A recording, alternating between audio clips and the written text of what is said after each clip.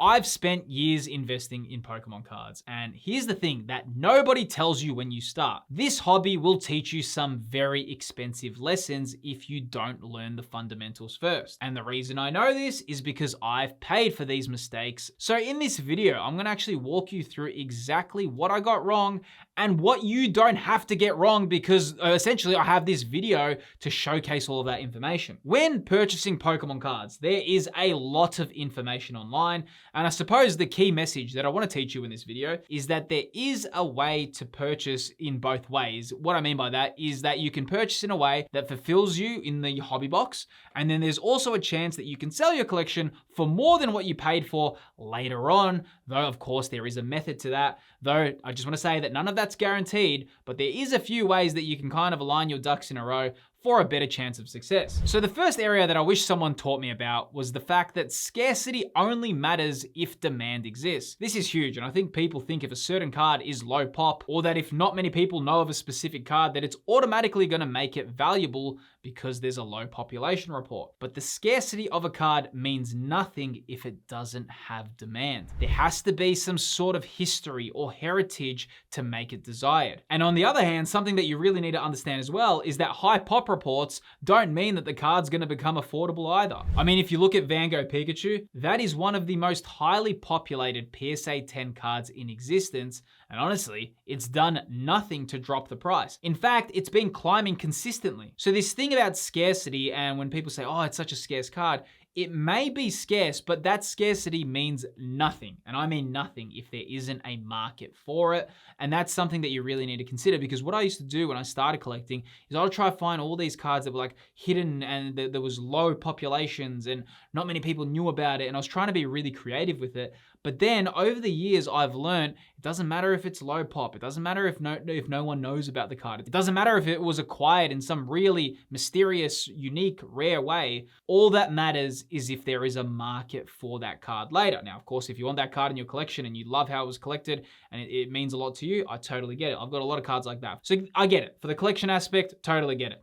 For the investor, or if you're thinking, hey, it's gonna have some growth in the future, what matters far more is the demand of the card. Something like a Lugia V alternate art, a Moonbreon, a Bubble Mew, a Van Gogh Pikachu. These cards have high pop reports, man. But of course, they also have a massive buyer market, and that matters far more than anything about if a card's scarce or not. The demand of a card is what makes it valuable, and if the market, and there's so many things that make demand. Does it have some lore about it? Is there some history? Do a lot of collectors want it? Is it like a part of pop culture? Like when you look at Moonbreon or Bubble Mew or even the new Ascended Heroes Pikachu, they've kind of entered this pop culture status. They've become sort of part of history. Like Moonbreon to me is part of Pokemon's history. I have no idea why Moonbreon didn't make it in the 30th celebration. To me, that is one of the most iconic Pokemon cards ever created, not just for the artwork, in terms of what it did for the hobby. I think it was, to be honest, I would have most certainly put Moonbreon in that set rather than the Magikarp. My opinion, I think it did far more for the hobby. Though what I'm trying to say is that is the most important thing, that if there is demand for a card. Now, if you do like Pokemon collecting and investing content, I just want to say hi and welcome to the channel. My name's Phil, and I've been creating content for over 2.5 years now. Honestly, I'd love to have you subscribe, as it's always great seeing new people on the channel. Demand supersedes everything. It doesn't matter how many pop reports there are of that card. It doesn't mean anything. If there is demand, it will get a high price.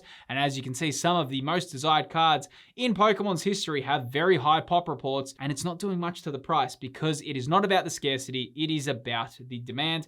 And there is cards that are very scarce and they're very in demand. But of course, they have both of the puzzle pieces there. You cannot have something scarce, but it doesn't have the demand. It will not get any price premium, and you shouldn't even try playing in that game or try think it's going to become expensive later on, or try do things there, because it has to find that demand from somewhere, and it's not going to just come out of thin air. There's so many things that need to work in its favor for it to become in demand. For example, Mega Evolution Pokemon cards became in demand because of Pokemon Legends EA. There's going to be something like that in the future, though that's why if you do learn about Pokemon's history, the video games and things, you can make a little bit of those predictions as time goes on. Now, tracking your collection is very important because it gives you an idea of how your collectibles perform over the long term. And the best way to do that is with the Collector app, who are the sponsors of today's video. video. Collector is a collectible portfolio tracker and manager. You can put in your entire collection into Collector and it updates pricing based on recently sold listings. One aspect I really love about Collector is that you can group your collections in different sections. For example, I have my sealed Pokemon, I have my PSA 10 Pokemon, my PSA 10 Dragon Ball, and so forth. I personally really recommend tracking your collection because it gives you more than just a market update. It also helps you become far more informed in your purchasing decisions over the long term. Now, if you do go to a lot of card shows, Collector has a very useful trade analyzer feature. Here you can place in what you're putting up for an offer versus what you're going to be getting back in return, and you can see how it stacks up against the current market. All in all, Collector is easily one of the best ways to track and manage your entire collectible portfolio. All the details to the Collector app are in the video's description. A massive thank you to Collector for continuously supporting the channel. Now let's get back to this video. Now, the next rule to understand is that the quality of your collection is far more important than the size. It's far better having a smaller collection that is very desired and it's very liquid because it is easier to sell one day. One big mistake I made early days was that I collected a lot for ego and I wanted to have a lot of cards in my collection because I thought having a big collection to show off, oh, that shows like, oh wow, look at that, look how many cards Phil's got. When it comes to selling it, I'd much rather have a very desired PSA 10 card that I know I could list it on eBay as a 7-day auction or a 10-day auction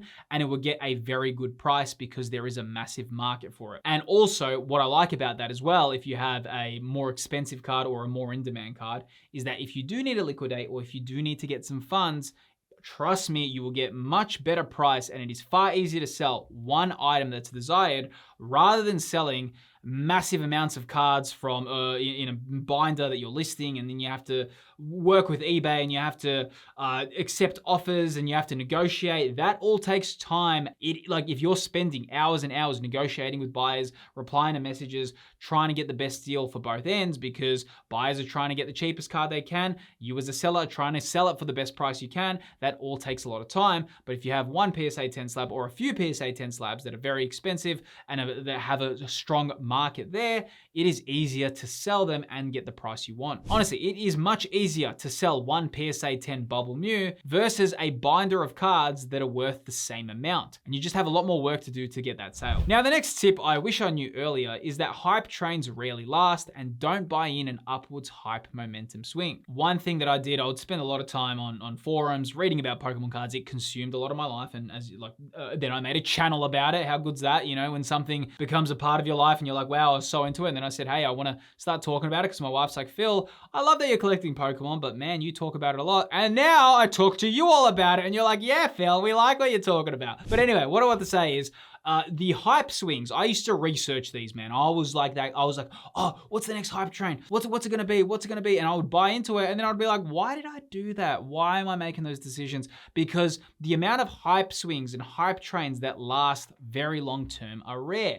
And the problem is we think because there's a hype train, they're the ones that we remember. It's like when Moonbreon started getting very hyped and then it passed Rayquaza from Evolving Skies and it became a $500 card. There you go. That was a hype train that lasted in the long term because Moonbreon's very expensive now. But a lot of them fall flat, man. A lot of early illustration rares never held their price points. And even if they did in that hype swing, they all came dropping down and then they kind of had to recover years later. So what I want to say is you don't want to just be buying into these hype trains thinking that there's some endless growth. You do need to just be well aware that, hey, something's getting hyped, and then kind of leave it. Now, the way a hype train affects people, because a lot of people are like, oh, I don't get affected by hype trains. I've actually come to realize there is a way that hype trains affect everyone. And I'll tell you the worst hype train, and this is how it gets, and if you are a collector, this could get you, and it's gonna happen if you're in the hobby long enough, and I'm guarantee someone's gonna have a story about this.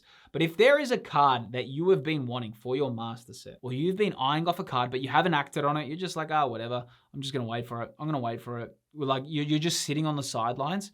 When you see a card that you've kind of been in inertia about buying, and then you see it get pushed in a hype swing, that's when you're most susceptible. That's when you're like, oh, I should have bought it.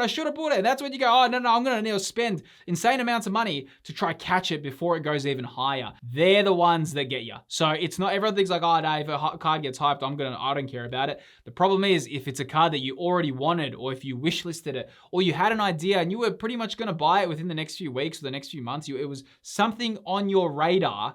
when they go on a hype swing, they're the ones that get everyone. Now, obviously, the gaming and lore side of Pokemon is huge. For example, Generation 5 has a lot of nostalgia, but did you know it was also the generation that changed all of Pokemon's rules? And you can actually see all the changes that Generation 5 made on my channel, Philip's Trick Room. Now, my channel, Philip's Trick Room, focuses heavily on Pokemon and Nintendo gaming history. If you do love my style of content, you're gonna really enjoy Philip's Trick Room. You can find the details for that channel in the video's description. Now, another thing I really wish I understood earlier is that patience is the most underrated skill in this hobby. And honestly, having patience makes the world of difference. One of the big problems is that if you think that if you don't act straight away, that card's gonna be more expensive in the future. And given the track record of Pokemon collectibles, it is likely that may happen because it's happened a lot with me. I've waited for a lot of cards, like I mentioned, and then of course, months later, years later, they've become incredibly expensive. So expensive that it just doesn't become worth it. Like they say, the juice isn't worth the squeeze. That happens a lot, okay? But one thing that I've noticed is it is much better to have a long-term overview of how you are gonna purchase your collectibles. One thing, then, I don't think a lot of people talk about this, but a lot of people be like, oh, I could have bought this card, and if I bought it, it would have been 5 times worth the price in the future or 10 times worth the price. But no one asks what was your position at that time, because if you now had to get or use a buy now, pay later service or use a credit card to buy it or put yourself in a bad position to buy it at the time, then that was a bad decision anyway. So you made the right choice by waiting. And even though it went up in price, you made the right choice because you waited. That is something that really has to be understood, because a lot of, like, everyone has it. Like, oh, I remember when the Bubble Mew was $70. It depends on your life circumstances. For some people, $70 is an easy purchase. For some people, $70 is a lot of money to spend on a Pokemon card. So you don't look at like, oh, Bubble Mew is once under $100. What I wish I bought it. Spending $100 on a Pokemon card still is a bit of a decision that you need to go through. It's not exactly just like, oh, yeah, I'm gonna just, so there you go, $100 on a Pokemon card. No, that's still a big decision. So don't ever regret. If a better question to ask yourself is, really remember the position you were in when you wanted to purchase that Pokemon card or that sealed product. I've spoken about it on the channel. I remember Destined Rivals, it came out, but I was moving houses. It was like I was moving 2,000 kilometers away from home. Destined Rivals got released. I bought one booster box. I usually buy 2, sometimes 3, but the retail price also went up on Pokemon cards. And I looked at Destined Rivals. I'm like, look, man, I wasn't even gonna buy one. I just wasn't in the position at that point, but I'm like, you know what? I'll buy one. Do I regret it? Absolutely not, because I have zero regrets for buying one Destined Rivals because I was very aware of my situation. I was moving homes, I had to pay for movers, I had to do so much things. There was flights that I had to pay for. But that's what I want to say. Rather than thinking, oh, what that car would have been worth a few years later down the line, rather try remember the situation you were in and was it a good decision that you avoided it? A lot of the times that'll probably make you feel better because you'll realize, yeah, it was a right decision. Now, tip number 5, it is learning the power of undervalued Pokemon cards. One thing about undervalued Pokemon cards is that they are always in the market, no matter the time, no matter when, there is always an undervalued Pokemon card. Right now, there's one. In a few years, there's gonna be another one. But the thing about them is no one notices them at that specific time period. Then as time passes, the years go on, people look back and they go, wow, that was an awesome card. Something happens and it brings back a lot of nostalgia to that, or it brings a lot of attention. And of course, that undervalued card, or that once was undervalued, becomes very expensive or becomes desired by collectors. And then it starts getting history. And then everyone starts learning about it. You get how it works. But the thing I want to let you know is there is always undervalued Pokemon cards in the market. So don't ever look at a card that might be $3 or $5 or $7 and think, oh, no, it's never going to climb. You never know, man. Undervalued cards are very unique. I've seen so many cards be $4, $5, and they're now selling for $100 US. There is so many examples of that throughout the years. And that's why, like, when you collect, you do want to have your eyes open for some of those, because you don't want to just be like going, oh, you don't always need the top chase card of a set. Sometimes it can be quite creative. In fact, I was actually selling some cards that I got from Crown Zenith. I bought a lot of Galarian Galleries, and I actually sold them on stream, and I was realizing like, wow, some of these Galarian Gallery cards that I bought like so long ago, or I pulled from Crown Zenith, some of them are selling for more than I paid for my whole Crown Zenith ETB a few years ago. With that said, spotting undervalued Pokemon cards is a bit of an art, and you want to get good at that. Though if you are wondering, okay, Phil, you've spoken about undervalued Pokemon cards, but how do I actually spot them? Well, I explain how to do that in this video here. In this video on screen, I go deep into the method of spotting undervalued Pokemon cards. You're really gonna love the video appearing on screen. Make sure you click it, and I'll see you there. Appreciate you watching.